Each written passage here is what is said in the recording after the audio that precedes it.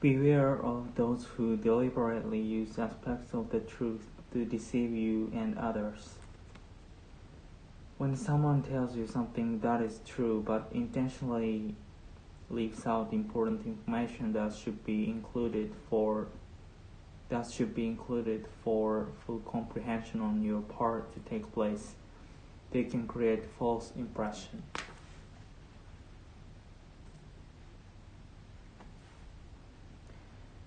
For example, an acquaintance might tell you, I just won $100 in the store lottery, and it was fantastic when I took that $1 to get back. I took that $1 to get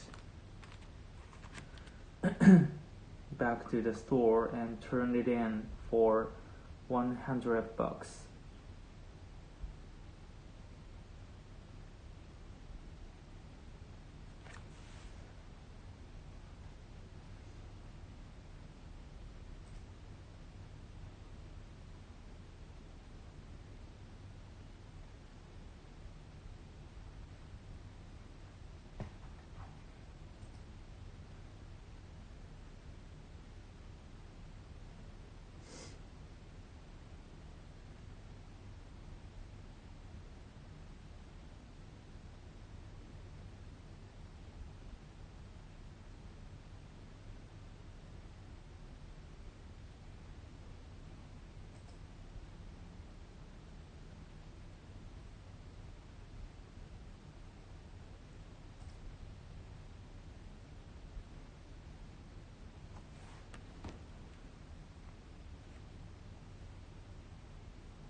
This woman's a winner, right?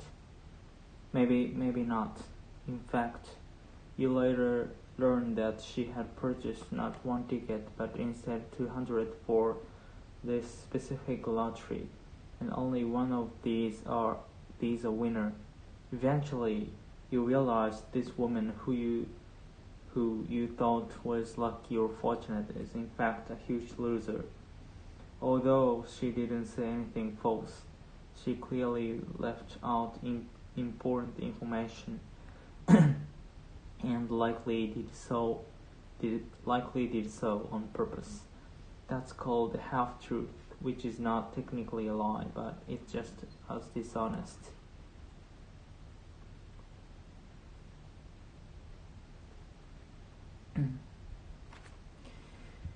Untrustworthy candidates in political campaigns often use such deceptive communication strategies to trick voters into supporting them. Let's say that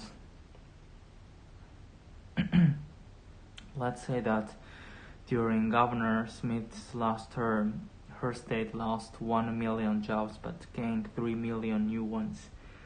Then she seeks another term in office and enters the election race. One of her opponents in that race subsequently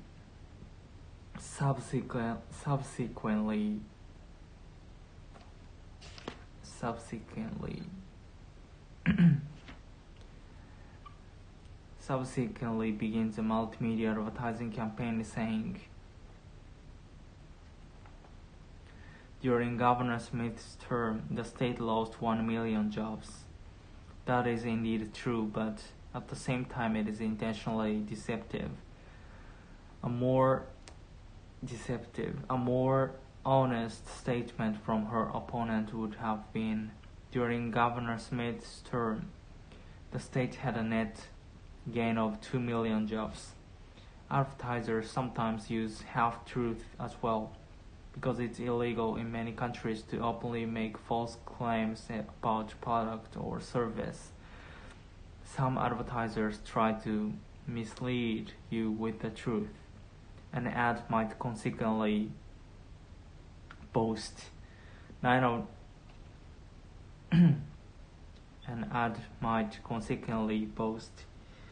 of 10 doctors recommend yaki pills to cure nose pimples, This is also a factual statement, but one which deliberately fails to mention that only 10 doctors were asked about Yaki pills, and 9 of these actually work for the Yaki Corporation.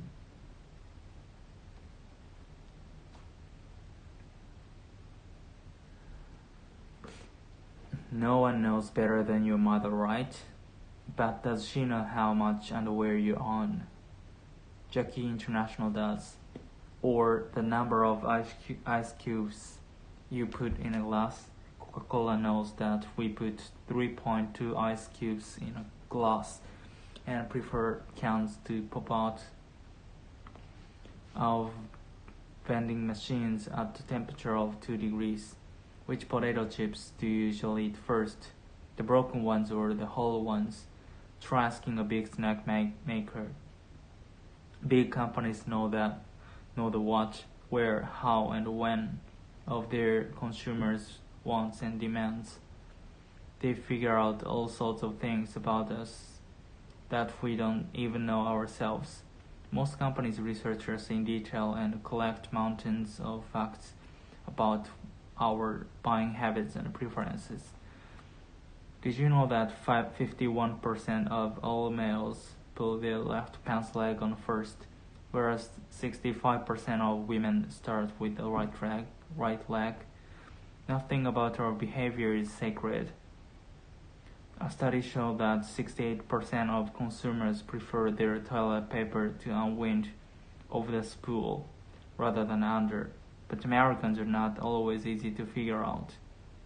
A few years ago, Campbell Soup gave up trying to learn our opinions about the ideal-sized meatball after a series of tests showed that we prefer one so big it wouldn't fit in the can. In fact, almost everything we swallow is closely monitored by someone. Each year we consume 156 hamburgers, 95 hot dogs, 283 eggs, 5 pounds of yogurt, 9 pounds of cereal, and 2 pounds of peanut butter. We spend 90 minutes a day munching it. Of all businesses, however, the prize for research thoroughness may go to toothpaste makers. Among other things, they know that our favorite toothbrush color is blue, and that only 37% of us are using one that's more than six months old. That's more than 6 months old. About 47% of us put water on your brush before we apply the paste. 15% put water on after the paste. 24% do both, and 14% don't wet the brush at all. Thus, most big companies have answers to all the what, where, when, and how questions about their consumer demand. But to affect demand, companies need the answer to one more question. They need to know what causes us to want the things we buy. That's a much harder question to answer. As a young boy, I was always aware that what people said was not always what they really meant or felt. I also knew that it was possible to get others to do what I wanted if I read their real feelings and responded appropriately to their needs. At the age of 11, I began my sales career by selling rubber sponges from door to door after school to make pocket money.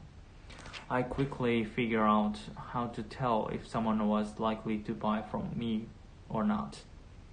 When I knocked on a door, if someone told me to go away but their hands were open and they showed their palms, I knew it was safe to keep trying, no matter how negative they may have sounded. Their open hands showed me that they weren't aggressive On the other hand, if someone told me to go away in a soft voice but used a pointed finger or closed hand, I knew it was time to leave. As a teenager, I became a magazine salesperson selling at night. My ability to read people's body language earned me enough money to buy my first house. I joined the life insurance business at the age of 20 and went on to break several sales records at my company. I became the youngest person to sell over $1 million worth of business in my first year. It turned out that the techniques I had learned as a boy in reading body language through my experience in selling sponges and magazines were directly related to the success I could have in any situation involving people.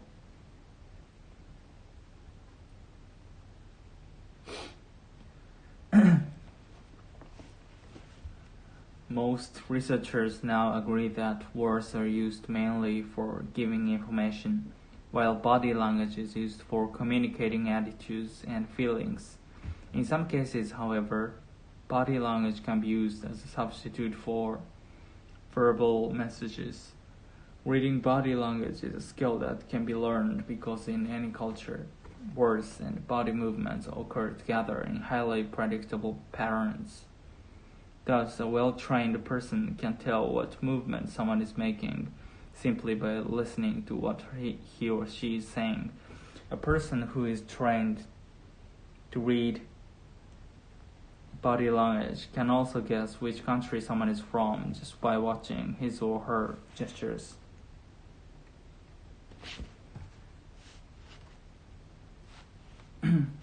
Touching is the language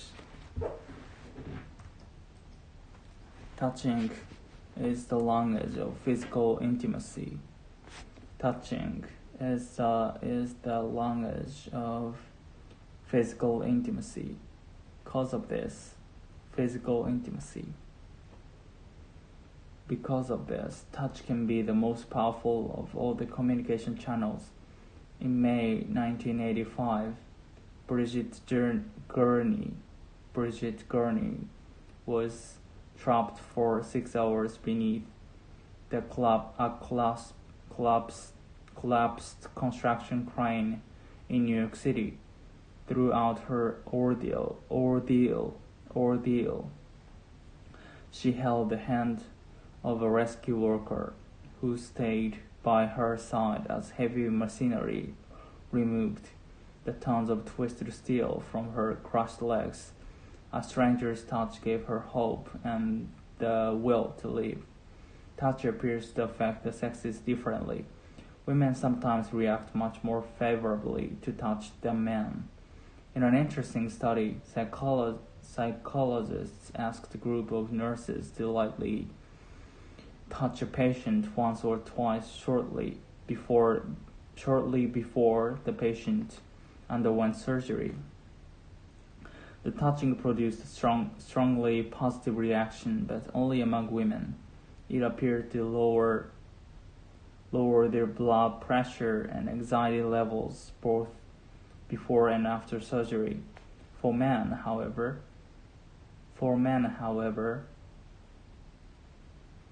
the touching proved to be very upsetting. Their blood pressure and anxiety levels both rose. The psychologists suspect that because men are taught to be more stoic, that is, to hide their feelings and to ignore their fears, the touching rattled them by reminding them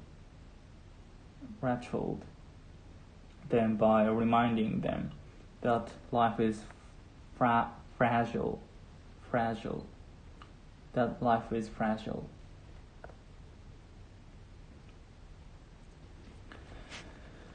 How do you feel about touching and being touched? Salespeople think they know think they know. Research shows that it is harder to say no to someone who touches you when making a request. But not everyone is happy about being touched by a stranger. Think about your own comfort level when you find yourself in a crowd. Are you relaxed and loose, or does physical contact make you feel awkward and tense? In some situations, we can't help touching each other.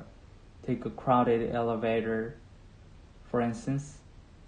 Normally, people stand shoulder to shoulder and arm to arm, accepting such close contact without complaint.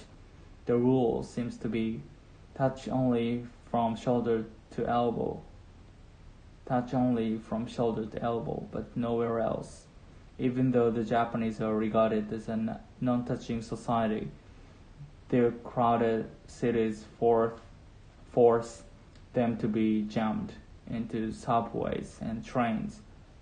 Edward T. Hall, an anthropologist, says the Japanese handle their uneasiness about being packed into public places by avoiding eye contact and drawing within themselves emotionally, thus touching without feeling. The impact of exposure to violent video games has not been studied. The impact of exposure to violent video games has not been studied as extensively as the impact of exposure to TV or more violence. The researchers write, however, on the whole, the results reported for video games until now are very similar to those obtained in the investigations of TV and movie violence. Similar to those obtained.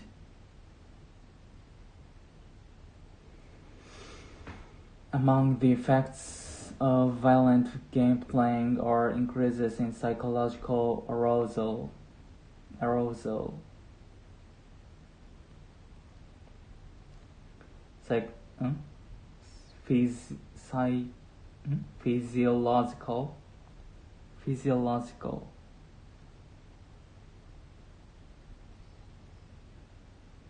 physiological arousal, and physically aggressive behavior, such as hitting, kicking, and pulling clothes or hair. Studies also have found a reduction in helpful behavior among youths exposed to violent video games. Males tend to prefer action-oriented video games involving shooting, fighting, sports, action, adventure, fantasy, role-playing, and strategy. According to the Michigan State survey, females prefer classic board games, trivia, quizzes, and puzzles. Electronic game playing gets young people involved with technologies and opens up opportunities in high-paying tech careers, notes communications professor Bradley Greenberg of Michigan State.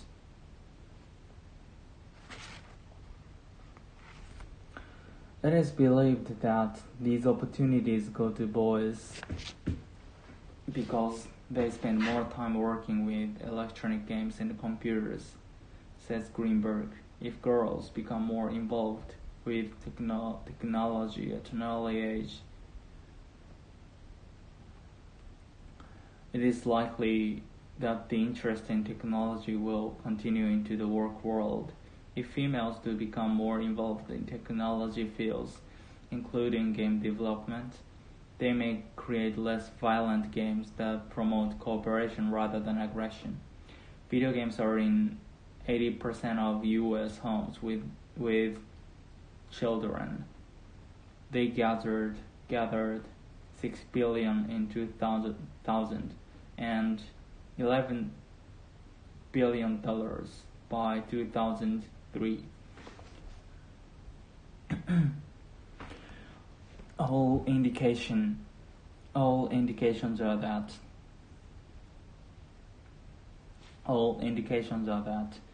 the industry will continue to grow at a healthy rate, says Greenberg.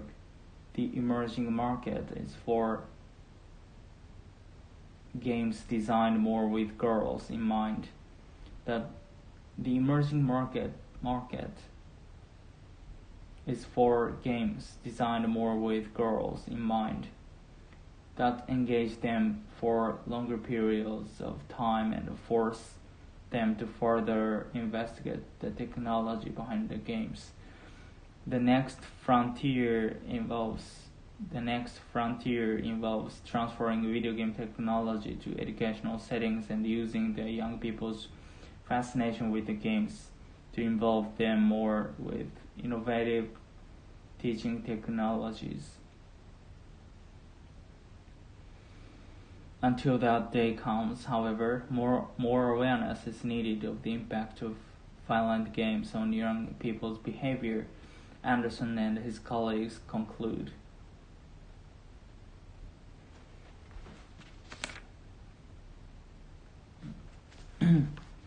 Even with the hard work and caring of many dedicated teachers and concerned parents,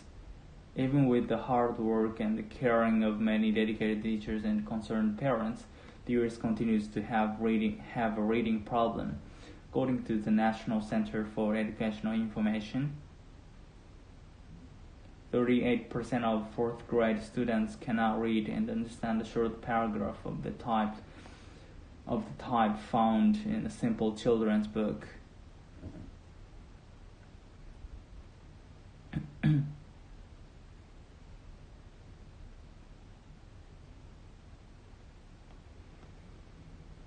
Results from a 1998 study show that 60% of U.S. teenagers could comprehend specific facts, but fewer than 5% could elaborate on the meanings of the material read. No wonder many parents are discouraged.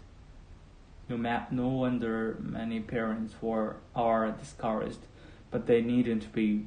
By doing simple things like reading to their child, sharing their thinking about what they read, and telling their child stories, they can help develop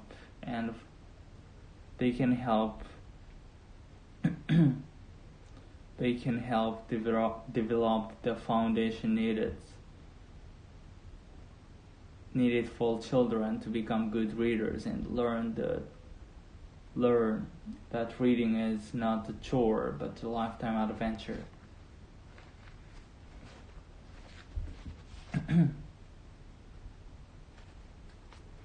Good readers follow a number of key strategies.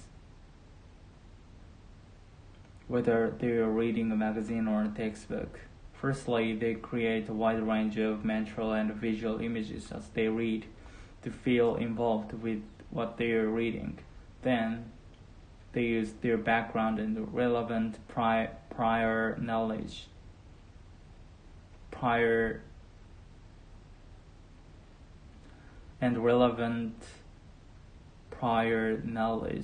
before, during, and after reading to enhance their understanding of what they are reading.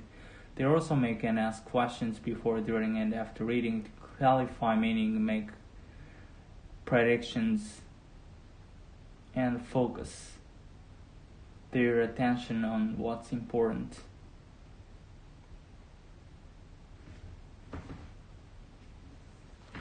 Good readers infer and determine the most important ideas or themes and distinguish between these and unimportant information.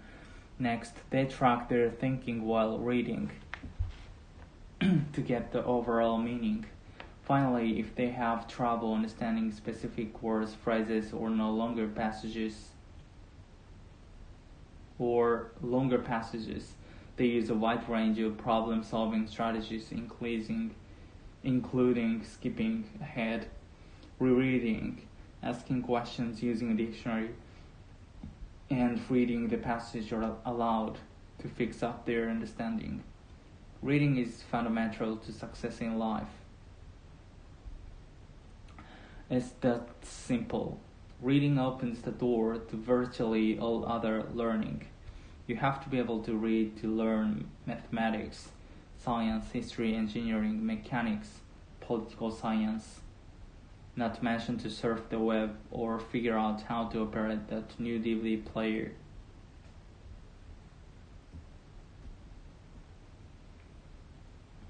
Basically, you have to be able to read to succeed.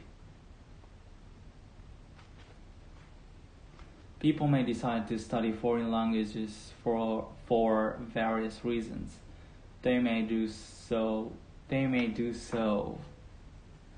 for the immediate purpose of satisfying the requirements of some public examination or of getting greater fun and enjoyment out of a holiday abroad. Enjoyment out of a holiday abroad. Getting great fun and enjoyment out of a holiday abroad. Business people may have to deal directly or indirectly with various kinds of information from abroad. Research workers may realize the importance of being able to read the latest reports of advances made in their studies as soon as they are published in foreign journals, without waiting for a translator who may or may not have the ability to make an exact translation with 100% perfect accuracy. People may be keenly interested in the activities of a foreign nation. People may be keenly interested in the activities of a foreign nation for political reasons. They may need information about current affairs that foreign newspapers and journals also alone can deliver. Students of literature must surely be able to read great works firsthand.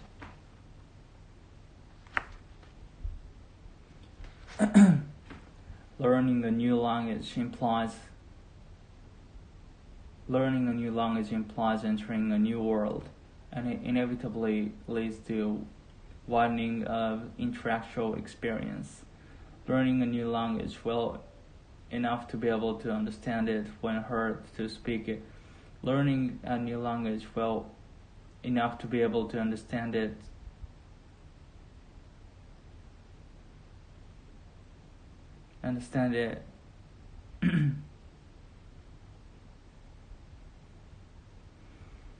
Learning a new language well enough to be able to understand it when heard to speak it, read it, and write it is such hard training that we certainly need some strong urge to drive us on. The four distinct and separable activities just mentioned, listening, speaking, reading, and writing, call for constant, preferably daily exercise. These activities are concerned in various degrees with four aspects of language study in varying degrees.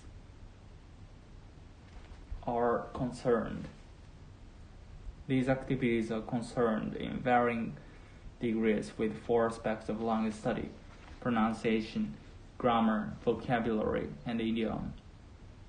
It is useful to keep these four activities and four aspects clearly in mind.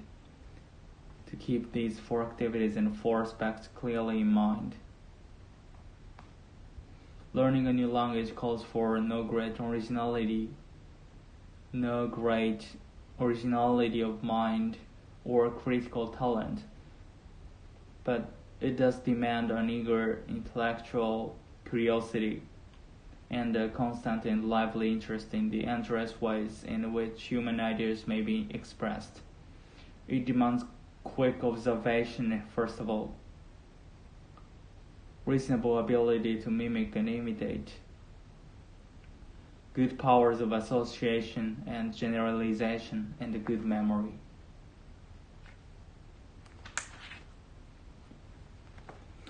A modern supermarket is a thing of wonder. Even if it's snowing outside and summer is a distant memory, you can buy strawberries, peaches, or grapes. If you want fruit festivals in the middle of a heat wave, you can have them. Expat Americans can have their Oreo cookies, while homesick New Zealanders can console themselves with wine and kiwi fruit within days of being picked off the vines. Within days of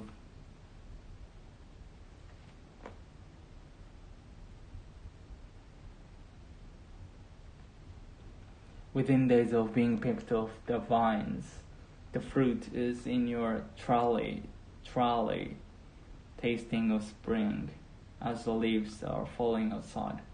It's all great until you start contemplating the vast mileage sitting in your shopping basket. It's all great until you start contemplating the vast mileage sitting in your shopping basket.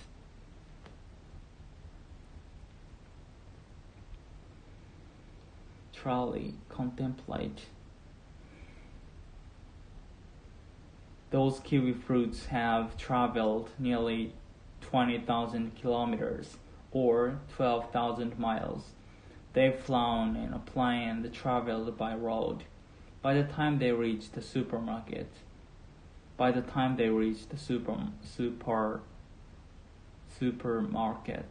responsible for 5 times their own weight in greenhouse gases being pumped into the atmosphere. Increasingly, our food is coming from farther and farther away, and we are becoming more and more dependent on the fuel it takes to get them to us.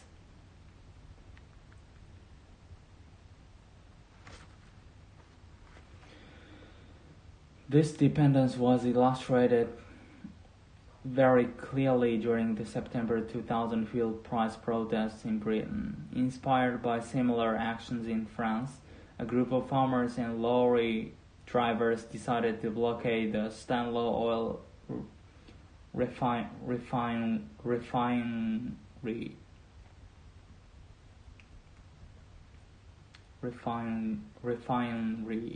in Cheshire. The protest quickly snowballed, and the petrol tankers were unable to leave refineries.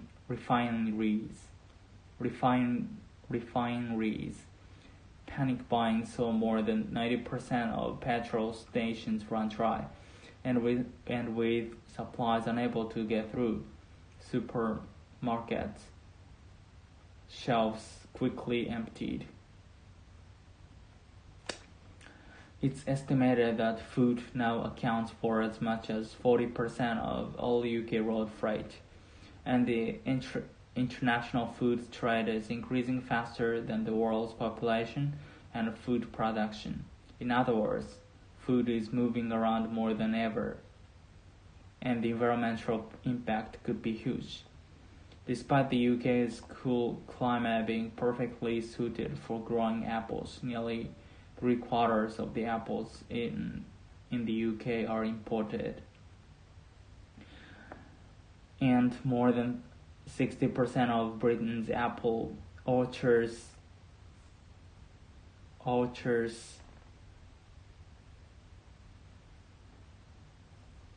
have been destroyed in the past 30 years. We are now putting more energy into transporting some crops than we get out of eating them.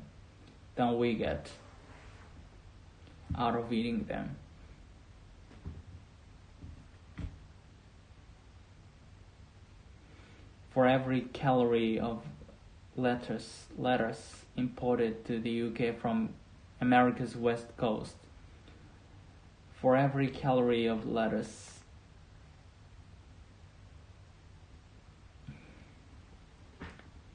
imported to the UK from America's west coast, 127 calories of fuel are used.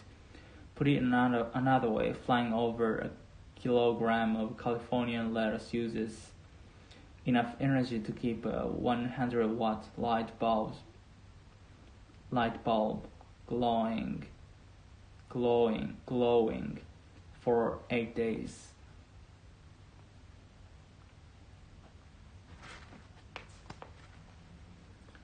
On April 4, 2003, Glenn Keane, one of Walt Disney's most respected animators, called for a meeting to discuss the war breaking out at the studio.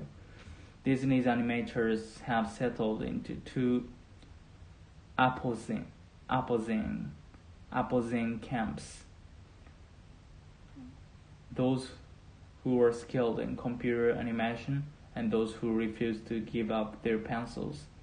Keane, 31-year veteran who created The Beast for Beauty and the Beast and Ariel for The Little Mermaid, was a Disney traditionalist,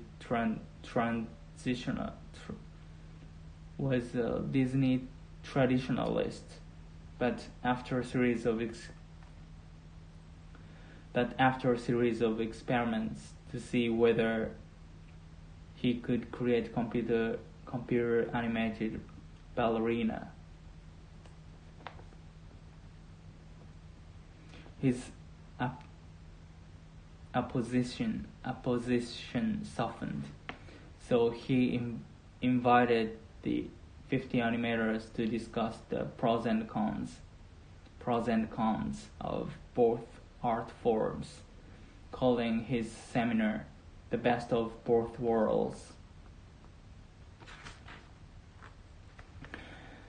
For an hour, Keane listed the pluses and minuses of each technique, while the other animators listened quietly.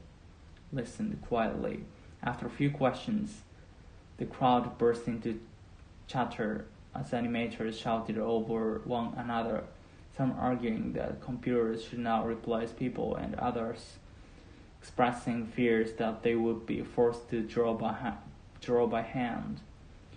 In a recent interview, Keane recalled that Kevin Geiger, a computer animation supervisor, then stood up and demanded of him.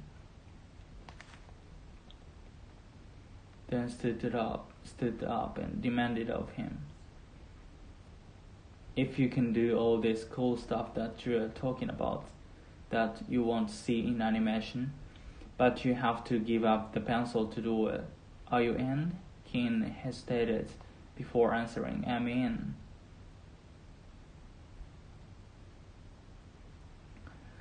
Three weeks later, the company's animators were told that Disney would concentrate on making computer animated movies, abandoning a 70-year-old hand-drawn tradition in favor of a style popularized by newer and more successful rivals like Pixar Animation Studios and DreamWorks Animation. The results were nothing short of a cultural revolution at the studio. The results were nothing short of a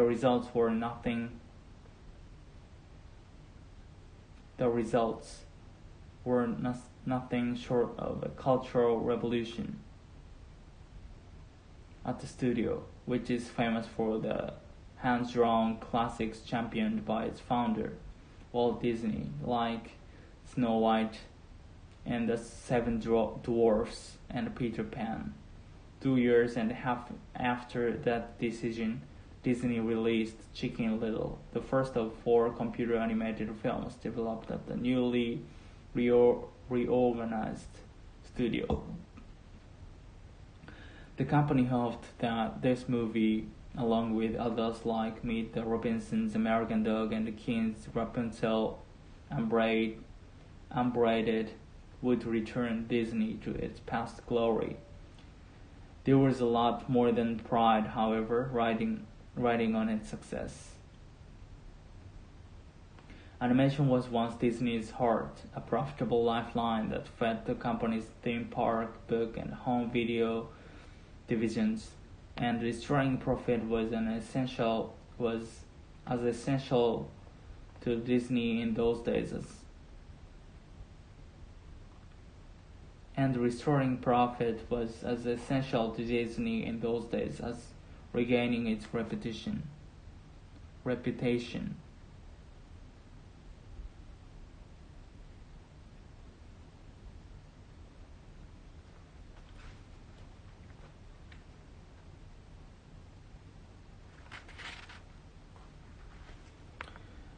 Casey Nicole was a 19-year-old girl from Kansas dying of cancer, or so believed the thousands of people who visited her website on which she kept a diary of her fight against cancer. For over a year, Casey Nicole had added updates to her diary, letting people know about the ups and downs of her struggle with the disease, about her hope when her condition temporarily improved, and about her fear when the cancer reappeared. Casey's mother, Debbie, maintained a companion journal in which she discussed what it was like caring for a child with cancer. Many people grew extremely close to Casey. They communicated with her via email, chatted with her in online chat rooms, and some even phoned her. Then, on May 15, 2001, Casey Nicole died from bleeding in the brain. Her online friends despaired. They sought for ways to express their sorrow. They wanted to send gifts to her family. Some even wanted to attend her funeral, and that's when things began to get suspicious.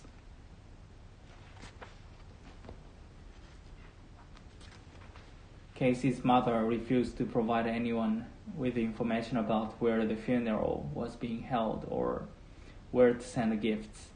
This prompted a group of individuals who participated in the online community Metafilter to find out what was going on. What they discovered was disturbing.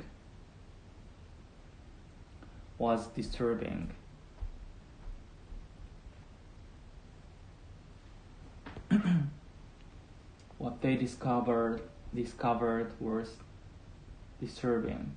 Casey's death had not been recorded by any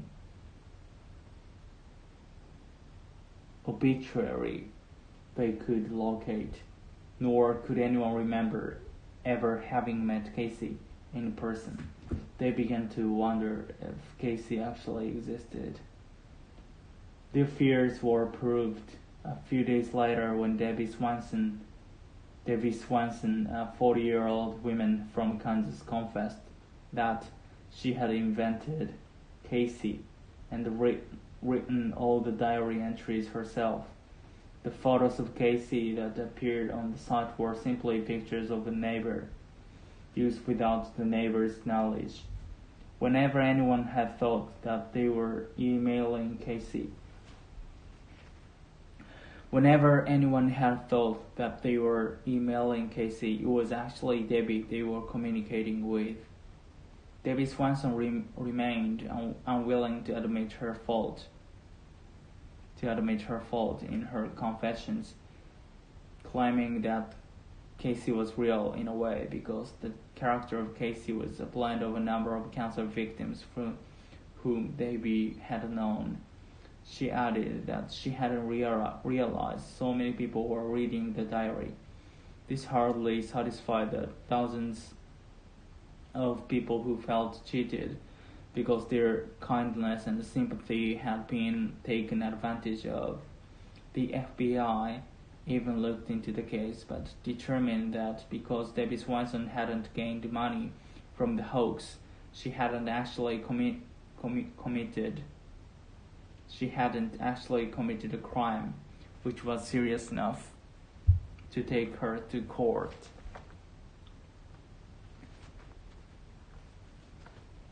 The internet is very much like television in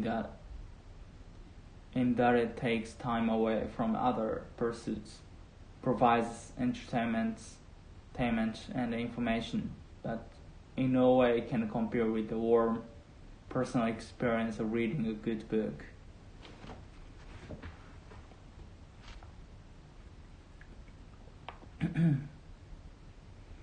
This is not the only reason why the internet will never replace books, for books provide a sufficient knowledge of a subject that sitting in front of a computer monitor cannot provide. We can transfer text from an internet source, but the artistic quality of sheets of transfer text leaves much to be desired.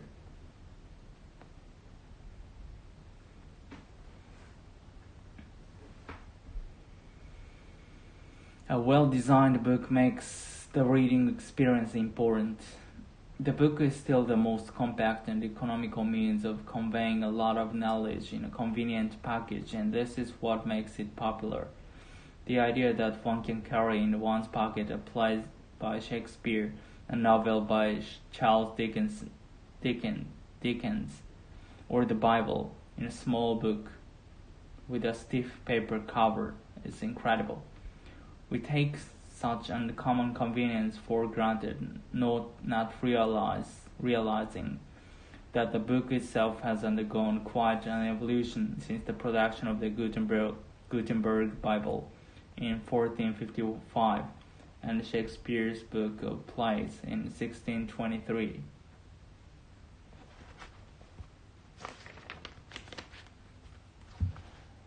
Not only has the art and the craft of printing and making books been greatly improved over the centuries, but the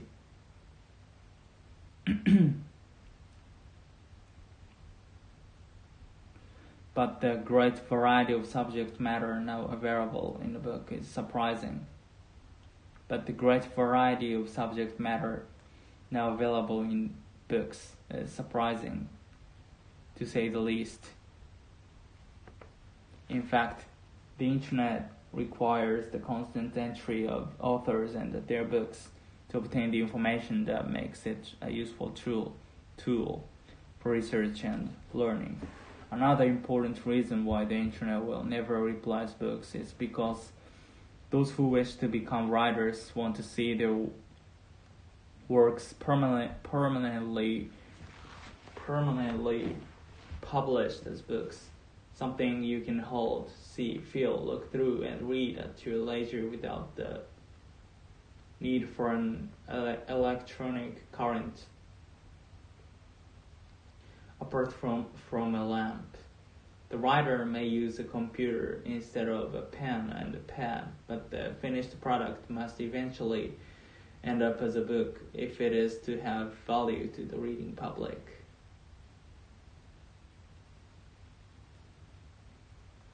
But writer may use the internet in the course of researching a subject, just as he may use a library for that purpose, but the end product will still be a book.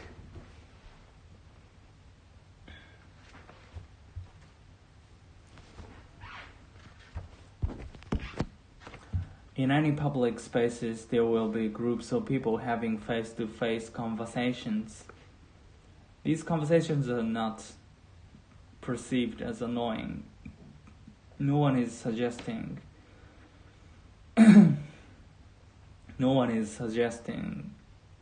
that there should be railway carriages where people are not allowed to speak to one another.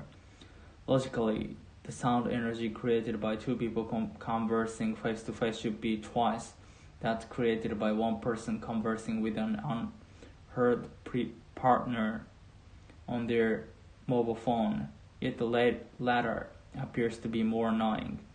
There are a number of possible explanations for this puzzle. One is that the content or the volume of the conversation tends to be more annoying in some mobile phone conversations because of the way that people choose to use their mobile phones.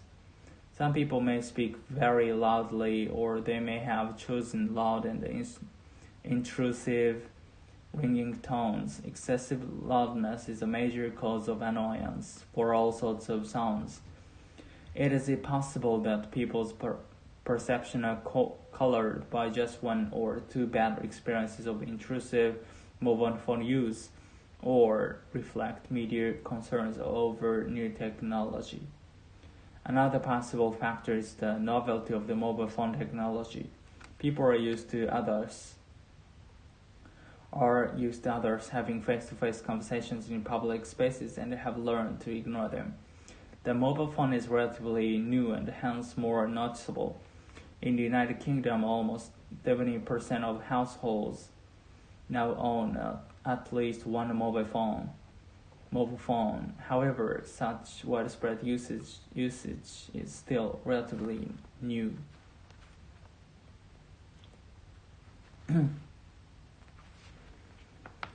People today are worried about food safety. As a result, the popularity of organic farming of fruits and vegetables is increasing. But what exactly does organic farming mean? It is probably easier to explain what organic farming is not. Organic farming does not use pesticides or fertilizers.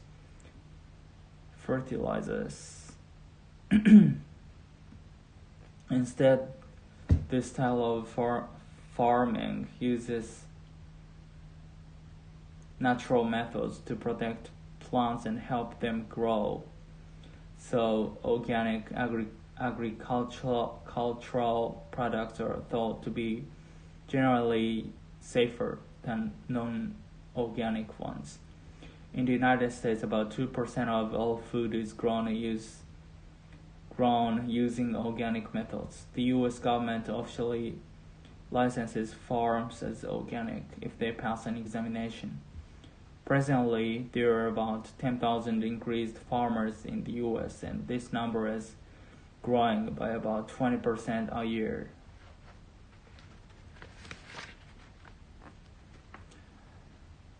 In addition to food safety, another reason for the popularity of organic fruits and vegetables is that they taste better. This is why many restaurants only buy organic products. A lot of people think organic farming is not competitive compared to other methods because it cannot grow the same quantity of food. However, new research has shown that organic farming only grows on average about 5% less than organic methods. Still, organic food today is more expensive than non-organic food. But when the environmental and health costs of non-organic farming are considered, such as the pollution of water by pesticides, most people would agree that the higher price of organic farming is in fact a small price to pay for our health and safety. Doctors have long told patients that medicine is something you swallow in a pill.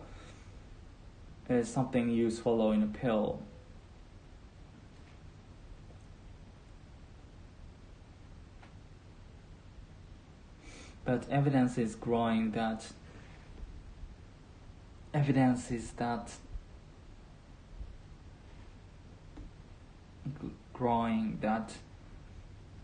shows the best medicine might be found in your grocery store, not your drugstore. More and more researchers are concluding that the right foods will not only prevent disease, but in some cases actually cure it as well.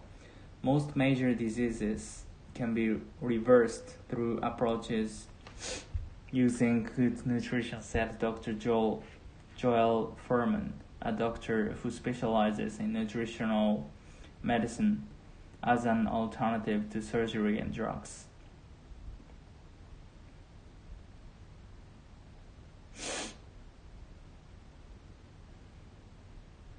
Furman is the author of a book about eating for health. Food is more effective than medicine.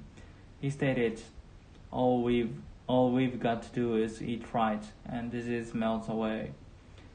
Some other doctors find Furman's views on food and disease a bit extreme, but he is not alone in his belief. that diet plays an important role in human health. Researchers at the University of Illinois are conducting a major program to identify food components that can fight disease and promote good health. One of the major foods being investigated is the soybean. There has been a tremendous amount of information that shows that soybeans' ability to reduce cholesterol, said Claire M. Hassler, director of the research program at the University of Illinois. And by lowering your cholesterol, you lower the risks for heart disease. In one of the 3 clinical tests on human performed at the university, a diet that included 50 grams of soybean extract per day in the form of drinks and baked foods was found to be significant in reducing cholesterol in a 4-week period. According to Hassler, she cautions that people with high cholesterol levels should see a doctor, but said soybean products can safely be introduced into the diet as part of an overall health improvement strategy. According to Dr. Keith Block, the soybean is one of the most powerful medicines and is a great food to prevent disease. It probably has significant treatment benefits for cancer patients. Soybean contain a compound that naturally stops the supply of nutrients and blood that cancer needs to grow. At Block's private clinics, he uses what he calls nutrition therapy as one component for treating cancer patients.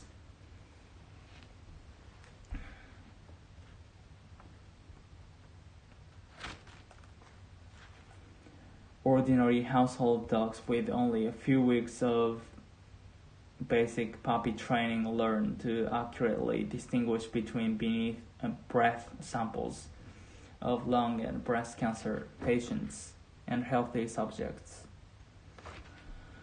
Our study provides strong evidence that cancers hidden beneath the skin can be detected simply.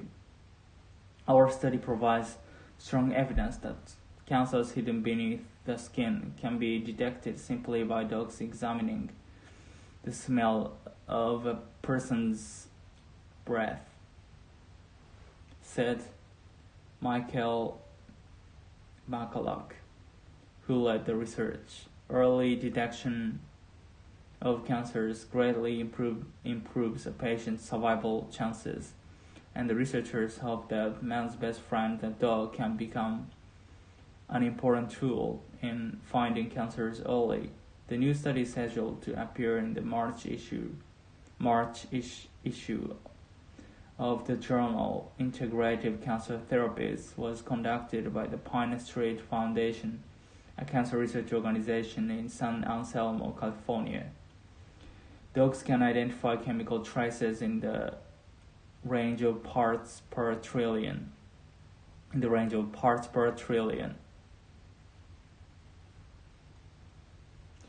Previous studies have confirmed the ability of trained dogs to detect skin cancer by smelling the skin damage. Previous studies have confirmed the ability of trained dogs to detect skin cancer by smelling the skin damage. Also, some researchers hope to prove dogs can detect prostate cancer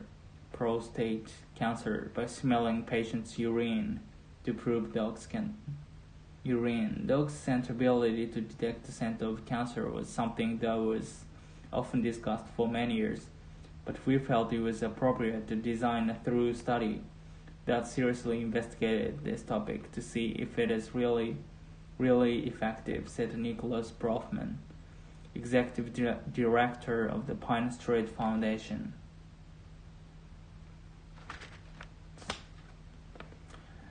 Lung and breast cancer patients are known to breathe out patterns of biochemical markers in their breath. Cancer cells produce different metabolic waste products than normal cells. Brofman said, the differences between these metabolic products are so great that they can be detected by a dog's keen sense of smell, even in the early stages of disease. The researchers used a food reward-based method to train 5 ordinary household dogs, encountering breath samples captured in tubes. The dogs gave a positive identification of a cancer patient by sitting in front of the correct sign. By scent alone, the dogs distinguished 55 lung and 31 breast cancer patients from 83 healthy humans. The results of the study showed that the dog could detect breast cancer and lung cancer between 88 and 97% of the time. The high degree of accuracy persisted whether the patients were smokers or not. Moreover, it did not seem to matter which dog it was or which stage the cancer had reached.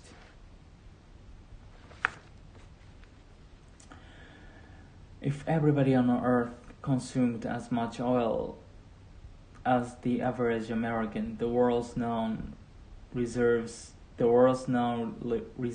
would be gone in a decade. Even at current rates of consumption, known reserves would not last through the current century. Experts, however, are not worried. New technologies, they say, will avert.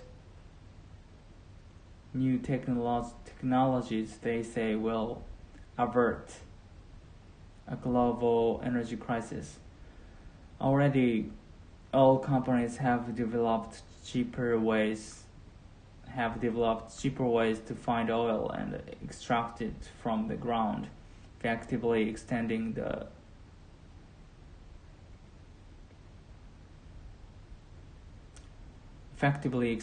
supply into the 22nd century. Still, there is finite amount of oil on the planet, and someday it will be gone. Even before that happens, concerns about global warming may compel the world to stop burning so much fossil fuel. The energy industry is preparing for that day by investing in technologies that will replace fossil fuels. Solar, nuclear, and wind power are all possibilities, but many experts say the most likely candidate is the fuel cell. A fuel cell is essentially a hydrogen-powered battery that produces no pollution. Its only byproduct is water, and since hydrogen is the most abundant element in the universe, supply should not be a problem. This all depends, however, on the technology being developed.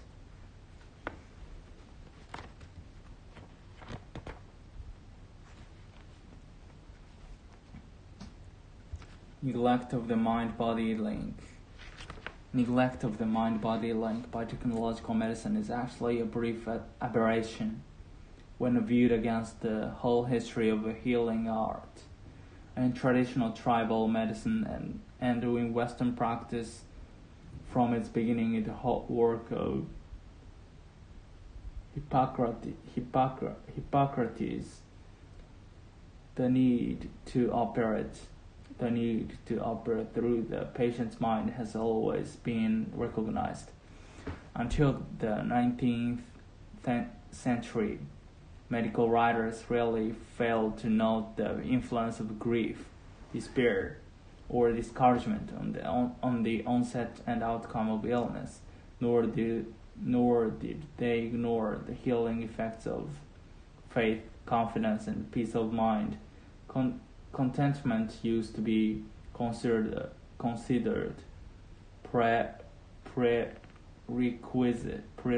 prerequisite for health. The modern medicine man has gained so much power over certain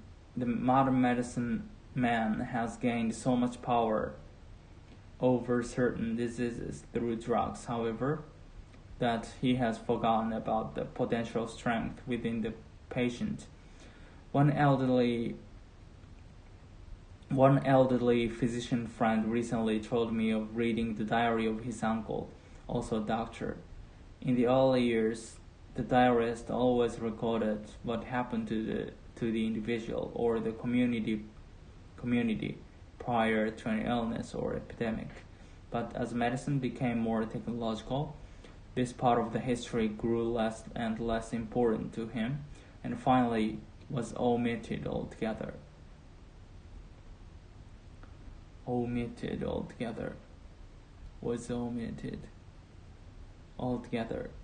Awareness of the mind's powers was lost as medicine cast out all soft data, the information that's not easily quantified or scientific.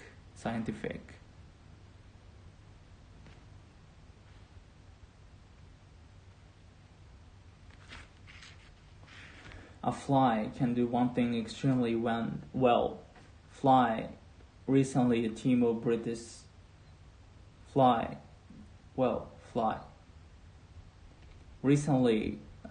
British scientists declared that the common housefly is the most talented aerodynamicist on the planet.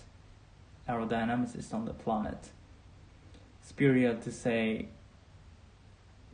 to any bird, bat, or bee. A housefly can make 6 turns a second, hover, fly straight up, down, or backward, land on the ceiling, and perform various other show of maneuvers. And it has a brain smaller than a sesame seed.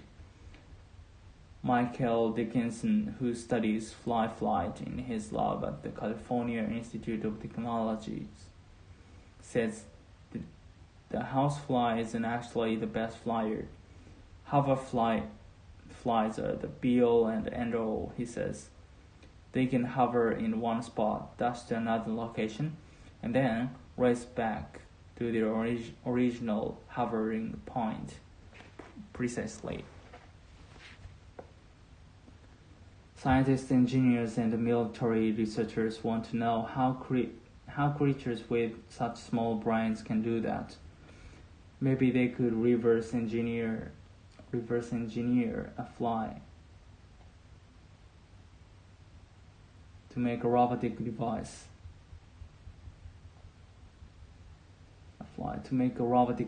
That could reconnoiter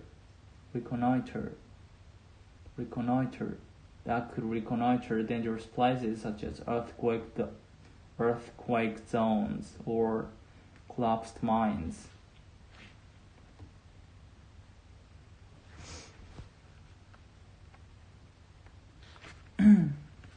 Dickinson's laboratory works with fruit flies. Researchers put them in chambers and manipulate the visual field, filming the flies in super slow motion, 6,000 frames a second. Dickinson is interested in knowing how flies avoid collisions. He has found that certain patterns, such as 90-degree turns, are triggered by visual cues, and to equilibrium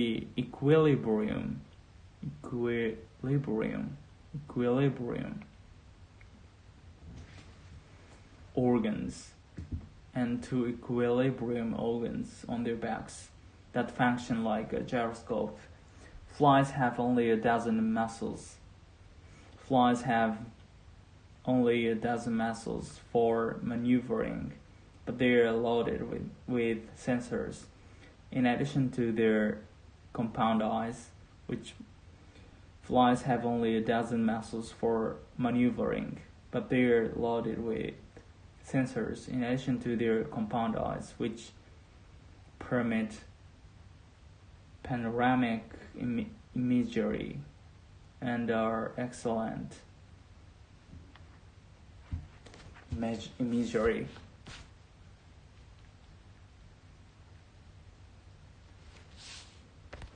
Panoramic imagery and are excellent at detecting motion. They have wind-sensitive decomponents which permit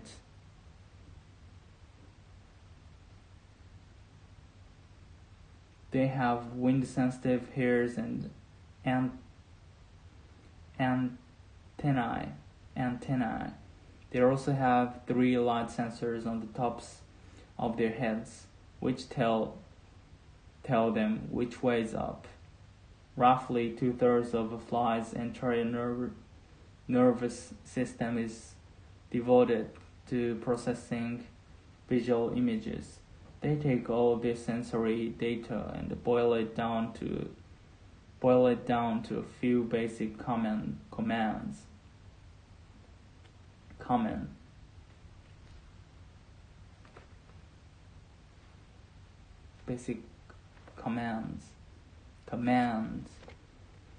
They take all this sensory data and boil it down to a few basic commands, such as go left and go right.